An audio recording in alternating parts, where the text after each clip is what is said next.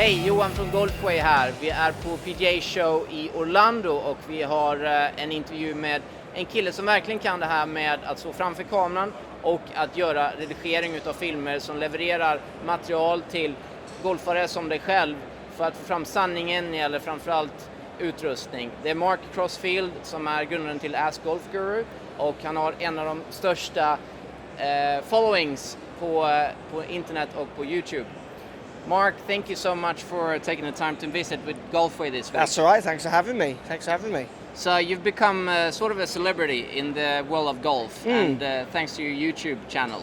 Yeah, absolutely. It's funny actually to see it kind of evolve over the years. It's just kind of been so organic how it's happened. It's been fun. How did you actually start in golf then? Was that did you play other sports? No, well, I kind of always enjoyed sports as a kid. I played football. I loved playing tennis as a hobby. Yeah. My dad tried to start me at golf when I was kind of 7, 8 and 9. Had no interest. Right. But then from 12 onwards, I just kind of got hooked. I went and played and never stopped. It just grabbed me. So 12 onwards. What was it that grabbed you? I don't know. I just loved it. I think it was the fact that you could see such kind of developments. You know, as a kid, if you've got any ability, you improve so fast. It was like, wow, I can do this, and like I keep getting better every time I practice. So anything where you give it time and it gives you love back, it's like you keep doing it, don't you? Yeah, absolutely, absolutely. And so you played obviously for yourself first, and then you got into teaching and coaching. Yes, so I got into coaching when I was about 18, 19, 20. As a player, I was always very analytical. I wanted to know why a coach was telling me to do what they wanted me to do as a kid. Yeah. I was interested in why that would ever make me better or not. So I was not a student who would just nod my head and do it. I was a student that wanted to know why they wanted me to do that and why would that make me better. So I could see, I think that you could see if you looked at me at that age that there was an interest in why things happen, which is what makes a good coach. They want to know why that person learned that better than that person. So a big curiosity. Yeah, absolutely. Yeah. Your YouTube channel, you give coaching advice or tips, instruction? Absolutely. So I do coaching. Yeah. Then I do coaching of actually looking at actual people's swings and then maybe ideas of what you could do with your swing. And I get a real big kick out of trying to explain maybe some quite complex ideas around coaching in a way that the average golfer can learn and improve from. So for instance, I've just done a video on D-plane, really complex thing to teach to someone who's out of the golf profession. Yeah. And I delivered it to my audience in a way where a lot of people really understood it, and that made me really proud. It was like, so taking down lots of the golf myths and making it clearer for my audience has always been one of my bigger goals.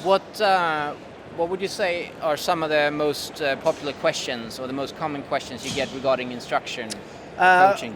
Well, this is what drove me to do the D-plane video. One of the most common questions is, why do I hit my driver so much worse than my irons? Okay. Well, because of loft, because of D-plane. Yes.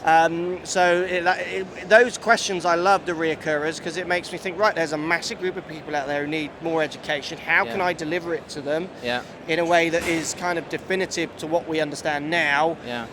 Educational and fun as well. You've got to keep it fun, and that's one of the big things I get thrown back at me a lot, which I love from the audience and in comments.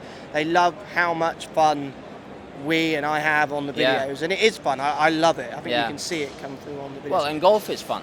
Exactly. Why else it needs to come through in this. We all started playing it. I started it at 12 because I loved it. Yeah. It was fun. I loved the challenge and the enjoyment. And in your golf journeys, I think so many people forget that. Yeah. They get bogged down with maybe equipment and sometimes swings and ideas, and then they start forgetting that actually golf is really good fun. No, exactly. So with golfway.se, we try and make instruction and coaching more accessible and provide more knowledge and information to the Swedish golfers. Yeah. But we also know that you can't get all digital. You can't get everything online. So you still do some coaching and teaching? Yeah, still physically teach, and my overall message in all my content, even from 9 years ago, is nothing replaces going and getting an individual lesson. Yeah. That still is the answer. You can learn ideas, learning about D-plane from my video and then going to your coach and seeing if it's relevant to you or not is as important as learning about D-plane from my video and thinking you've won, or I'm good at golf now. No. Yeah. The instruction has to be tailored to the individual. Any good coach will tell you that. So, I still coach now, and I would never stop coaching because it's kind of my muse as well. Yeah. because I deliver a piece of information to a person, and then if it really clicks with them, I think I'm going to make a video on that. Yeah. Because that's really worked on that person, so that could work on another 1,000 or 100 or 1,000,000 Exactly. people. Yeah. So my lessons and the people who come, they're still very much a muse for me to get inspiration of what might help those people out there a bit more. And we like that. I Absolutely. mean, golf is a lot more fun when you play well. Absolutely. Who doesn't want to play well? It's No, what exactly. we're there for, innit? Have a lot of fun and make a lot of pars. That's it. That's instruction and coaching, but then you've also taken on another role of being the consumer's representative in providing sort of objective information about all products. I mean, there's a lot of product out there. Loads. Look at it all here at the show. It's just halls full of lots of product. What I think's so funny with where we are today with media stroke YouTube is that they're now, the companies are very much looking for these voices. Yeah. They were trying to stop me have a voice when I started. It's Right. only my perseverance. And I had good connections in my local area to get equipment from other pros and Right. what have you. But yeah, they actively wanted me to stop. What I love now, more than anything, is I work closely with most manufacturers, if not all of the main ones. Yeah. But we work on my terms. I Yeah. love that. Yeah. So yeah, I'll tell your story about your product if you Yeah. explain it to me. Yeah. But I'm going to be telling it in my voice, Sure. and I'm going to be challenging it if there's something I don't believe. And they actually come to me asking for me to do that now. Right. Where at the start there was this, well, why would we give you our product because you're going to say anything about it?